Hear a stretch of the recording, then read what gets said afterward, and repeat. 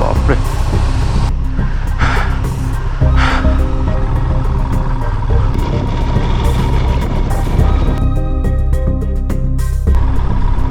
জমসম।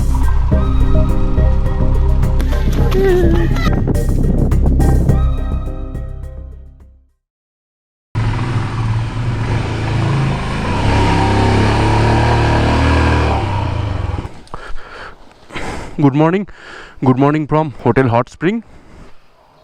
আর কালকে রাতটা তাতোপানিতে দুর্ধর্ষ কেটেছে, রাদার কালকে দিনটাও দারুণ কেটেছে। তো আজকে একটা রৌদ্রোজ্জ্বল দিন পেয়েছি। কালকে রাতে অল্প একটু বৃষ্টি হয়েছিল, ভেবেছিলাম সকালে পুরো স্নোক্যাপ মাউন্টেনগুলো দেখা যাবে। জানি না এখান থেকে দেখা যাচ্ছে, কিন্তু আকাশ মোটামুটি ভালোই ক্লিন। তাতোপানি থেকে বেরিয়ে এখন যাচ্ছি বেনির দিকে। এখান থেকে 9 কিলোমিটার যেতে হবে আমাদের, তারপরে জমসমের রাস্তা ধরতে পারবো আমরা। 9 কিলোমিটার ভেতরে এসেছিলাম একটা সুন্দর হোটেলে থাকার জন্য, প্লাস নদীর ধারে থাকার যে ইচ্ছেটা ছিল সেটার জন্য। পৌঁছে গেছি বেনি। এখান থেকেই আমাদের এই মেন সড়ক ধরে যেতে হবে জমসমের দিকে।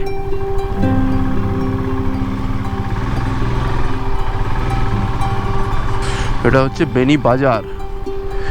এখানেই রয়্যাল এনফিল্ড বা অন্য কোনো রকমের গাড়ির বাইকের সার্ভিস সেন্টার পাবে, প্লাস হচ্ছে petrol pump, last petrol pump towards. তুমি যদি মাস্তাং যাচ্ছ, জমসমের দিকে যাচ্ছ, মুক্তিনাথ যাচ্ছ, আপার মুস্তাং যাচ্ছ, তুমি এখান থেকে লাস্ট পেট্রোল পাবে।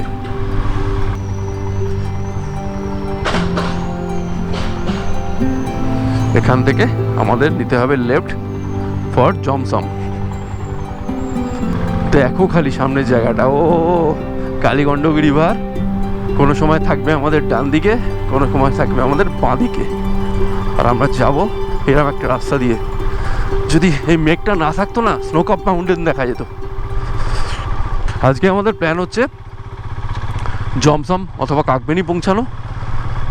আর এই বেনি থেকে মোটামুটি ডিস্টেন্স ধরে নাও 80 কিলোমিটার মতো, বাট এই 80 কিলোমিটার মোটামুটি ফাটতে চলেছে। জাস্ট সো টাফ, বহুত টাফ। এর মধ্যে 50% রোড পুরো এক্সট্রিম অফরোডিং, বড় বড় ওয়াটার ক্রসিং। রঘুঘাট খোলা ব্রিজ, রাহুঘাট, ওরে বাপরে, শুরু হয়ে গেল এক্সট্রিম অফরোডিং।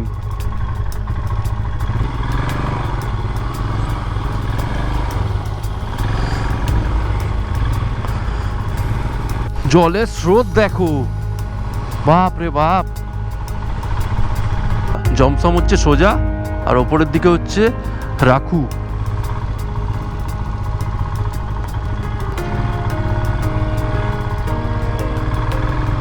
এই হচ্ছে মুক্তিনাথ, এই হচ্ছে মাস্তাং। One of the toughest road, one of the toughest off-roading.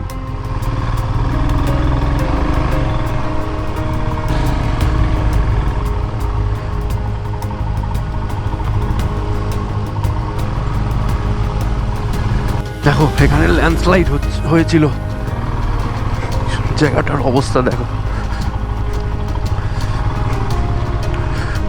বাপ। খোঁচা খোঁচা পাথর বেরিয়ে আছে, মোটামুটি অবস্থা খারাপ। তাও কাদা নেই, এটা বেটার। ওয়াটার ক্রসিং আর কাদাটাই ডেঞ্জার। এই বোল্ডার তো ঠিক আছে, শুয়ে নেওয়া যায়, কি বিশাল বড় বড় পাথর পড়েছে দেখো, বাপ রে বাপ। ও সামনে টারম্যাক রোড থেকে মনটা ভালো হয়ে গেল, বাপ রে বাপ।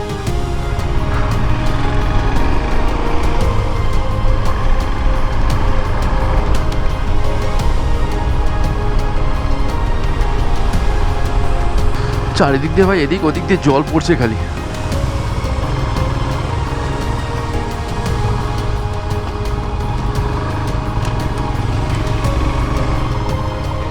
ওরে বাপরে,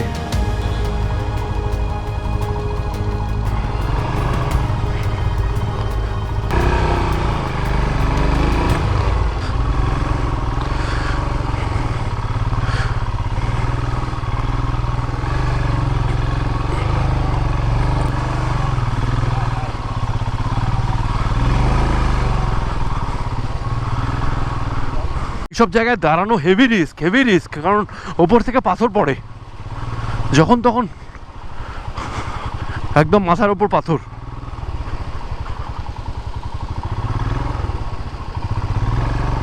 যখনই টারম্যাক পাচ্ছি না মনটা ফুরফুর করে উঠছে, মনে হচ্ছে একটু টেনে নি। বাপ রে বাপ, কি রাস্তা! ও এক্সট্রিম অফরোডিং। মানে মাস্টাংয়ের এই ওপরের দিকটা পুরো ল্যান্ডস্লাইড প্রন এরিয়া। সো কোনো সময় গাড়ি বাইক নিয়ে দাঁড়ালেও চেষ্টা করো এইসব জায়গায় দাঁড়াতে না, আর যদিও বা দাঁড়াও কোনো সময় হেলমেট খুলবে না, অন্তত হেলমেটটাই তোমাকে বাঁচাতে পারে।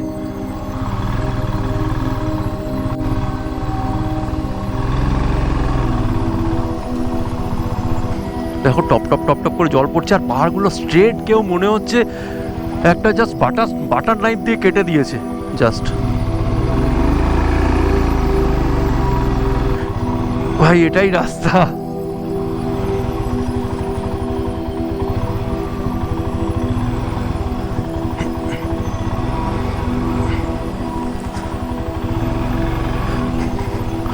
ওরে বাপরে,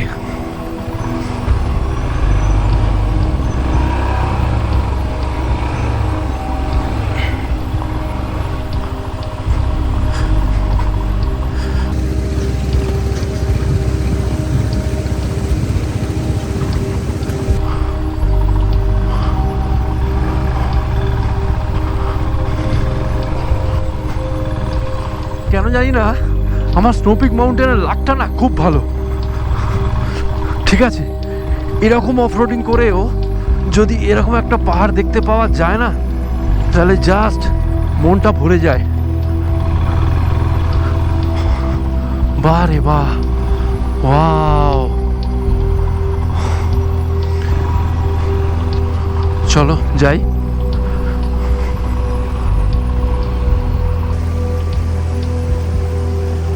ভদ্রলোক উপরে দাঁড়িয়েছিলেন, এখানকার লোক দেখো কত ভালো, এই ওয়াটার ক্রসিংটা ক্রস করতে হবে না, উনি বলেন এই একটা জাস্ট তলা দিয়ে এসে ঘুরে এই ব্রিজটার উপর দিয়ে উঠে যেতে পারা যাবে।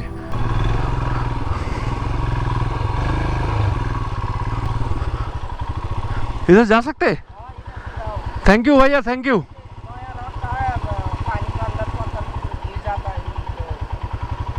थैंक यू भैया।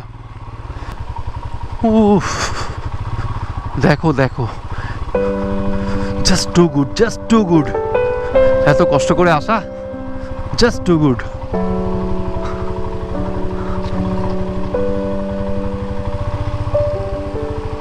ওয়াটারফলটা দেখো, আওয়াজ কত উঁচু থেকে পড়ছে। কোন জায়গায় পৌঁছালাম? এখানে একটু খাবার জায়গা খুঁজে একটু খেতে হবে, সকাল থেকে আমরা কিচ্ছু খাইনি।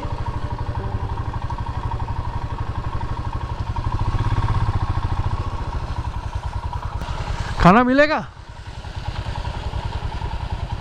आगे?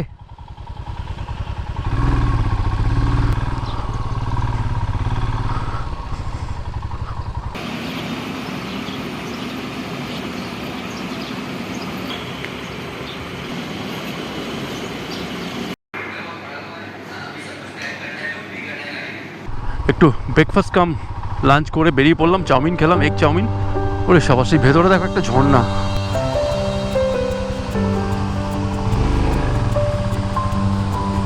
দেখো জায়গাটা দেখো। ও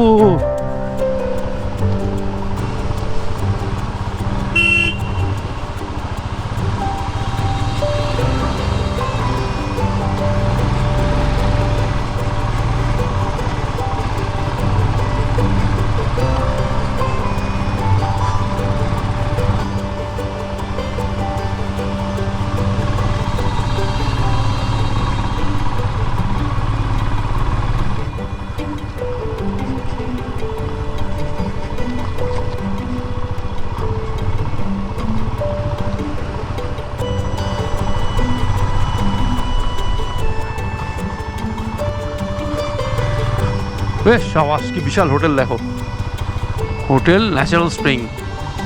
এখান থেকে যখন তখন হতে পারে, ওপর থেকে পাথর পড়তে পারে, সো তাড়াতাড়ি কেটে পড়ো।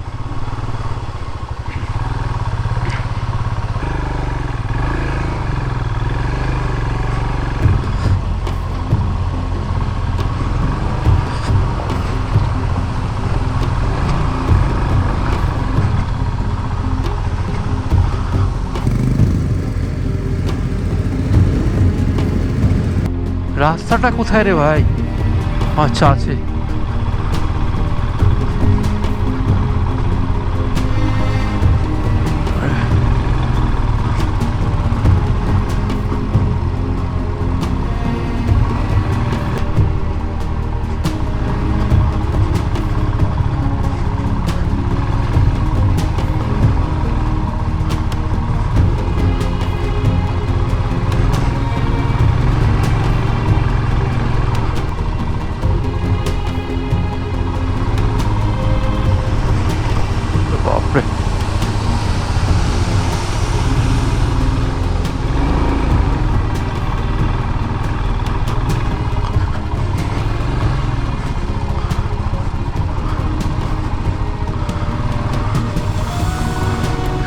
আর এরপরে কঠিনতম জায়গাটা রয়েছে যেটা রূপসা ফলস, বাট এখন কন্ডিশন অনেক বেটার আই থিঙ্ক।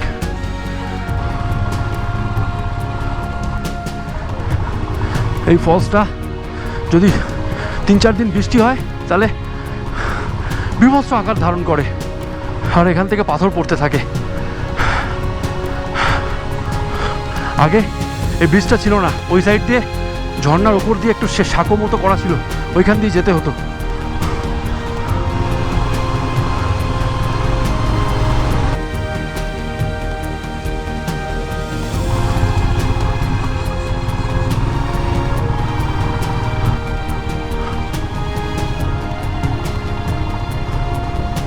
ঢালাই রাস্তা দেখতে পেয়েছি, বাপ রে বাপ, মনটা কিরকম ভালো হয়ে গেল।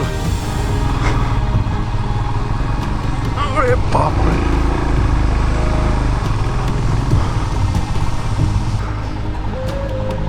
ধস নেমেছে নাকি কি হয়েছে, রাস্তা ঠিক হচ্ছে মনে হচ্ছে।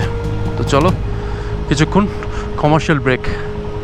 রাস্তায় কাজ হওয়াতে মোটামুটি 40 মিনিট ওখানে নষ্ট দাঁড়িয়ে রইলাম, আর এমন একটা জায়গায় দাঁড়াতে দাঁড়িয়েছিলাম যেখান থেকে যখন তখন উপর থেকে পাথর পড়বে। খুব রিস্কে হেলমেট পরেই দাঁড়িয়েছিলাম, কিছু করার ছিল না। চলো এগিয়ে যাই। আরও 50 কিলোমিটার দেখাচ্ছে কাকবেনি, তো আজকে কাকবেনিও থাকতে পারি, আবার জমসমেও থেকে যেতে পারি, ডিপেন্ডস কী অবস্থায় পৌঁছাই। চলে এসেছি ঘাসা, আর এখানেই পুলিশ চেক পয়েন্ট, এখানে চেকিং হয়।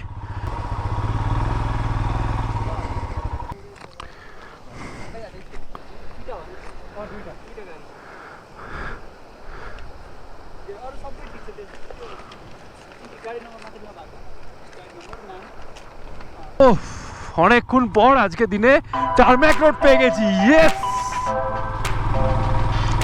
একদম টারম্যাক রোড। চলো এবার টেনে চালাবো যতদূর চালানো যায়।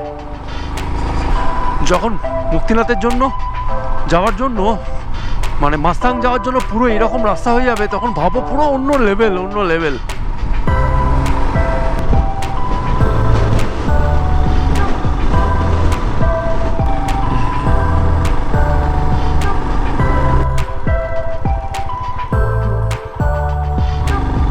পৌঁছে গেছি লাতে।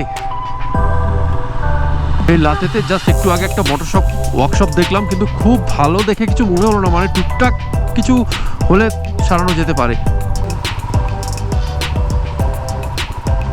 জায়গাটা দেখো খালি, ও যাতা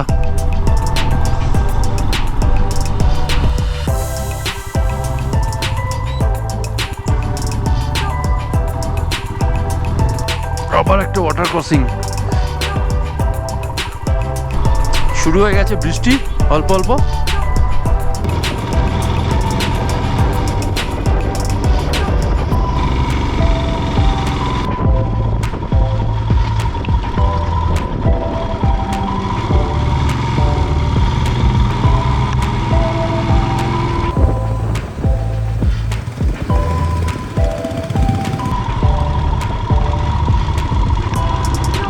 দেখো স্নোপিক মাউন্টেনটা, ও কি লাগছে, কালীগণ্ডকী রিভার করিডোর, ওপরে এরকম স্নোপিক মাউন্টেন। ও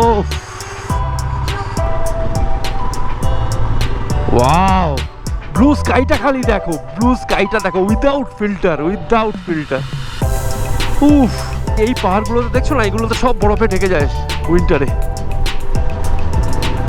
দেখো এগুলো অ্যাপেল অর্চার্ড, দেখো আপেল হয়েও আছে, প্রচুর আপেল হয়ে আছে। রাস্তার ধুলোয় অ্যাপেলগুলোর অবস্থা খারাপ, এই অ্যাপেল খেলে মুখে বালি পড়বে। তো এর পেছনেই মারপা ভিলেজটা, মারপা যেতে গেলে এখান দিয়ে ঢুকতে হয়। তো ফেরার সময় আমরা এখান থেকেই হয়ে যাব।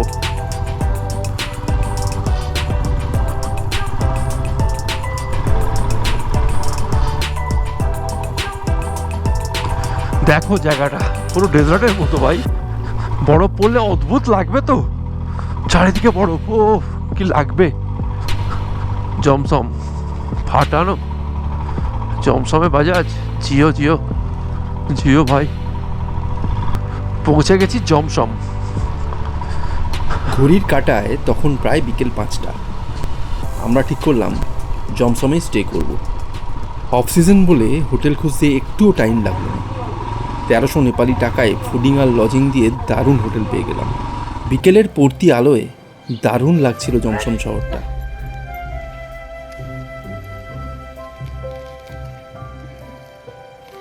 হোটেলের ঘরের পর্দা সরাতেই দেখতে পেলাম জমসম এয়ারপোর্টের রানওয়ে, সাথে অপূর্ব স্নোপিক মাউন্টেন্স। একটু বিশ্রাম নিয়েই বেরিয়ে পড়লাম রাতের জমসম শহরটা দেখতে। মনে হলো আমরা একাই রয়েছি এই শহরটাতে।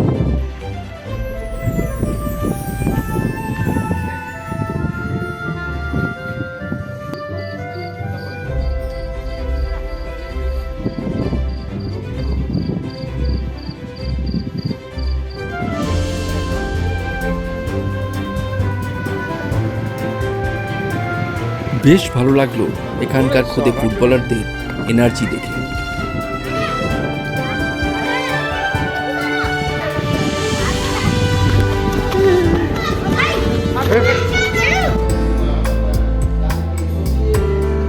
রাতের ডিনারটা সারলাম নেপালি থালি সাথে চিকেন কারি দিয়ে।